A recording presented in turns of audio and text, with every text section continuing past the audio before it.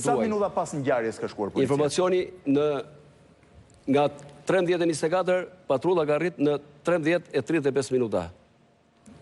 Ndër pra rreth 11 minuta mbas marrjes njoftimit. 11 minuta pas njoftimit të parë. Dhe çfarë ka gjetur patrulla?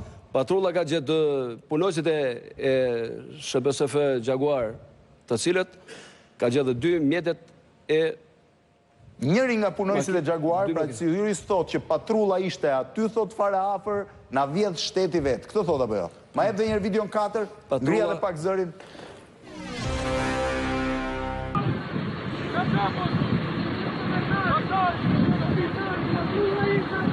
Patrulla ishte aty, patrulla! I merr shteti veta! Patrulla ishte aty, thot, i merr shteti vet. Patrulla ka qenë në qafë të Kasharit dhe ata e dinë, kanë ndjenjë shumë mirë sepse çdo ditë tete bëhet transporti i vlerave monetare nga Shqipëria tërgohen jashtë shtetit. Prandaj ndodhen çdo ditë tete. Të gjitha bankat. Po mirë, me që kjo që nga një ditë të javës. Nuk merren ca masa më të forta sigurie? Patjetër që janë marrë vetë prania patrullës policisë në qafë Kasharit do të thotë që nga ana policisë janë marrë masat e. Ajo ka qenë patrullë e policisë rrugore që merret me shpejtësinë apo është patrullë e shërbimeve veterinare dhe kontrollit të territorit. Është patrullë e kontrollit të territorit. E cila është vendosur për shkak të ngjarjeve dhe problematikave që kemi pas, është vendosur në aks rrugor. Po aty prapë po në të njëjtin aks na ndodh. Vendoset patrulla aty prapë vazhdojnë vjedhjen. Ka ndodhur në të njëjtin aks. Shërbimet e policisë kanë qenë prezente, shërbimet e policisë nisu nga trafiku i rënduar, nga njoftimi që është dhënë në sallën operative të drejtorisë vendore të policisë, kanë arritur në kohë rekord, sepse nuk është një rrugë e hapur e cila mund të arrihet për 3 minuta, për 2 minuta, është një rrugë e bllokuar nga trafiku i mjeteve rrugore dhe punojësit e policisë kanë hap krahun, kanë lënë makinën e tyre dhe kanë lëvizur në këmbë në drejtim të vendit ngjarjes.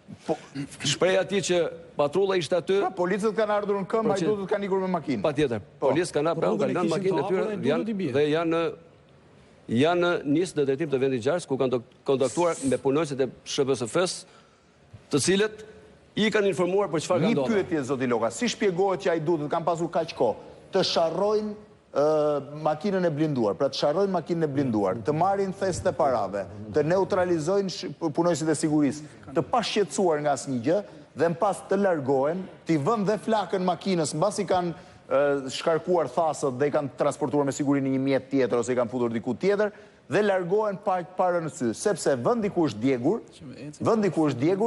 nuk është më shumë se 50-100 metra nga rruga, minimalisht tymi i makinës djegur do binte me njerë në sy në rrugë.